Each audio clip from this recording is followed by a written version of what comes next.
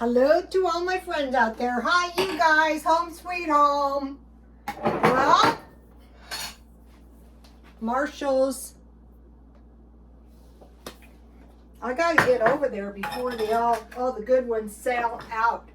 Okay, so I'm working because at Christmas time is when you want to sell stuff on eBay. So I've been working a little bit.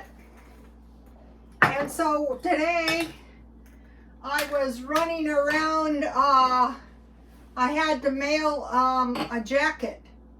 And I took a pretty low bid on it because it's very cold in parts of the country. And I thought, oh, it was a men's London fog coat. I go, it's gonna go and it's gonna keep someone so nice and warm in Fresno, California.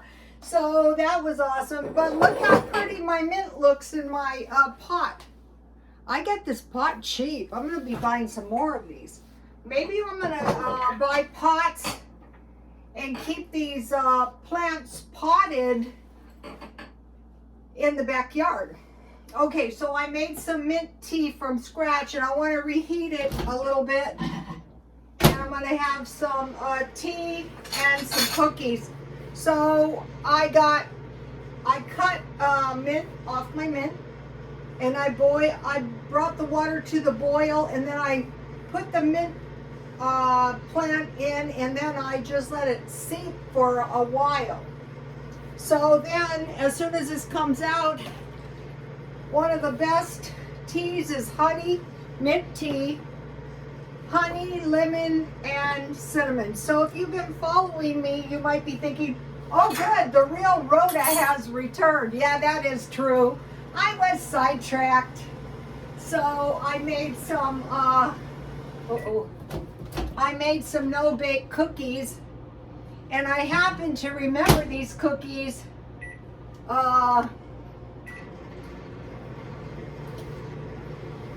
these are tasty, you guys. Take a look at this.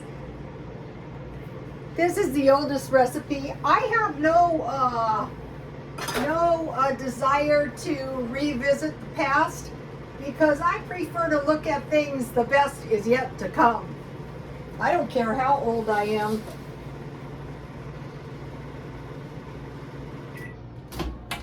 I was always an optimist. A little bit hotter. So this video is if you remember two things, you're not likely to fall into financial hardship or spend your money. You want what I'm doing now. Last year I bought food all year. Now I want to, yeah, it's nice and hot. See how it's nice and hot? Because you want your cinnamon to dissolve. So just a pinch of cinnamon. That's only about 2 cups, less really.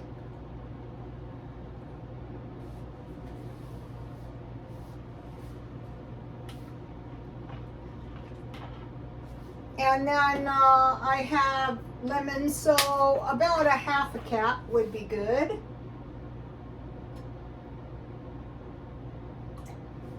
This is the best. I learned this tea on Super Soldier Talk from Peter the Insider. And then I had crazy nightmares of human dolphins. So maybe tonight I will dream of dolphins again. They were like in my dreams. Let's hope so. These were human-like dolphins. Well, they are mammals, and this is honey syrup. So that's crazy, okay? When I got 1 million views, and you know the ring I wear every day? I bought that for myself because I was so thrilled I got 1 million views. I think I got about 4 million now, but in the world of YouTube, that is like nothing. Okay, so I put my, here's my tea leaves, and I put them, I had a beat up screen because I was forcing cheese through my screen. That probably wasn't the smartest ever. So now we can have some tea. Okay. Now, where's my napkins?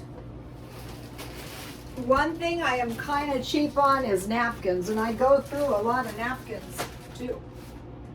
So let's have cute napkins. I mean, if we're going to do napkins, we might as well do it upright for our tea party. Okay, see how it's like a little tie?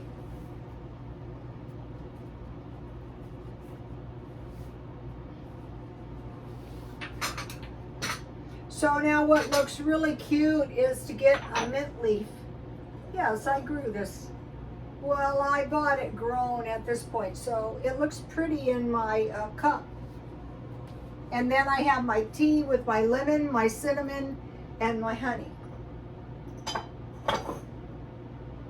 And this is really yummy with cookies, these chocolate cookies. And notice my super cute little, I only have one of these. This is a Liberty Blue plate. It probably had a teacup with it, but look how pretty. I never had the cup, unfortunately. So let's have one of my cookies. Yummy.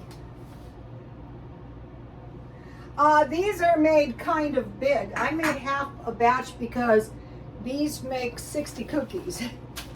Here is the recipe. Peanut butter chocolate chip no bake cookies. Here it is, right here. And what I do, it's like when you make fudge. If you mix everything except the peanut butter, the oatmeal, and the vanilla. So you mix the salt, the sugar, the milk.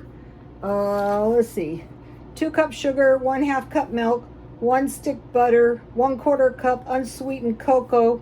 So you mix that and a pinch of salt. Then after you bring it to a boil and you boil it for a little while, you add 3 cups oatmeal, 1 cup peanut butter, and the vanilla. And then don't try to scoop them out right away. Let them cool a little, and that's the trick to getting the nice round cookies. Everyone knows this, but you probably might have forgotten. Let me see if I can show you my beautiful tea. See how pretty it looks with the lemon in there? Well, I don't know if you can see it. That is delicious. The dolphins and I enjoy it. That is crazy. Here, I had this in the stockpile. In the day we made fudge out of this. We didn't use chocolate chips. And then I just bought this. You don't want to be running out of oatmeal. Okay, so today, I told you guys I sold a coat, and so when I sell something, I try to find 2. Well, it ends up I found 3, and I was really excited because this is a men's navy parka coat. This is really nice, like in the Navy, like all hands on deck. So I got this. So the other thing I bought, and I wanted to mention to you guys, was this is a navy, men's navy. Now both of these are huge coats. That's a 2X, and I think this is an extra large trench coat, men's trench coats. This is like for Land of the Giants. But what happened was there was a bit of a stain on the line. It's actually lined. It's very, very nice. And so Anna bought a women's quilted coat, like a Chanel bag. But anyway, so I got this at Dollar Tree. If you've got stains, and I just sprayed it on and I washed it and the stain came right out. So that's really going to help me when I go to sell that coat. So here's my tea and my cookies. These cookies are delicious. I already ate quite a few.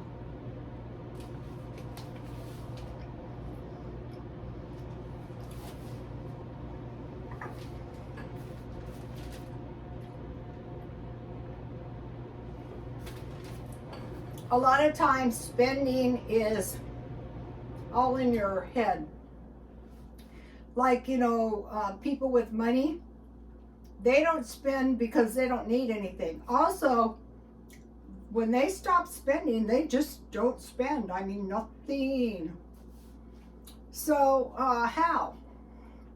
One, don't forget where you came from. Like me, I was divorced. I can't forget where I came from because I was that way for years and it wasn't too good.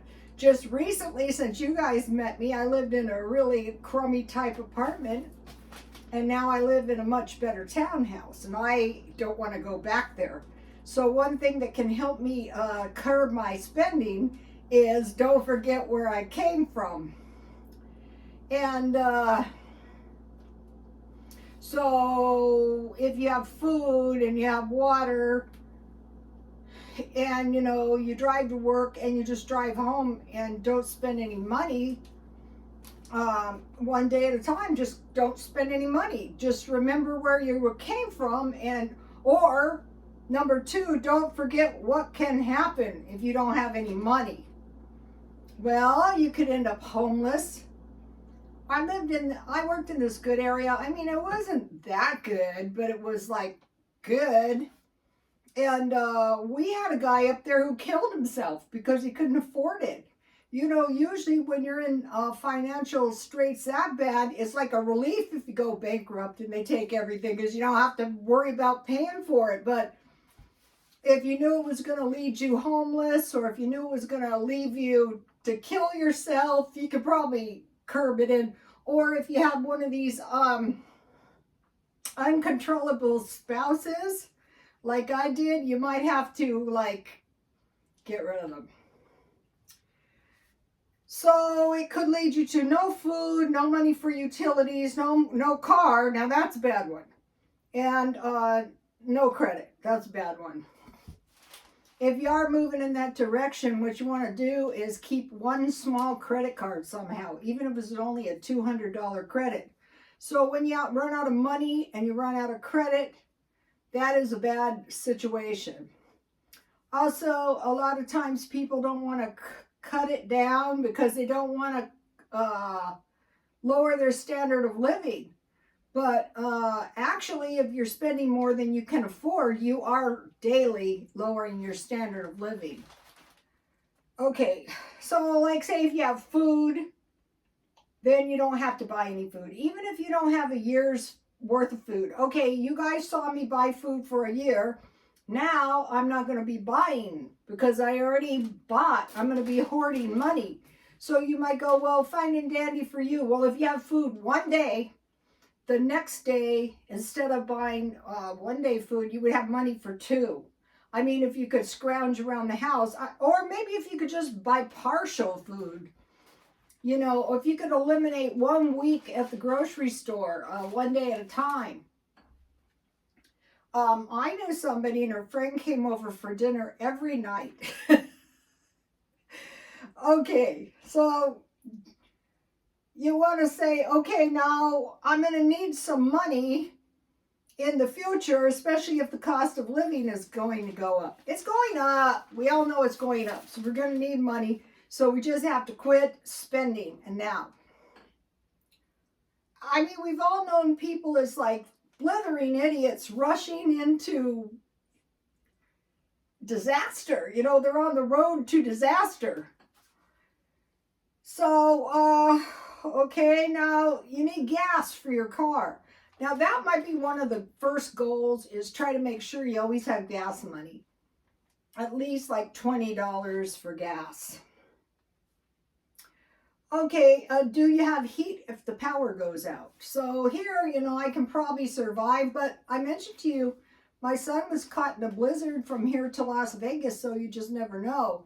So I'm not really prepared for a power outage and no power, but I am working on that.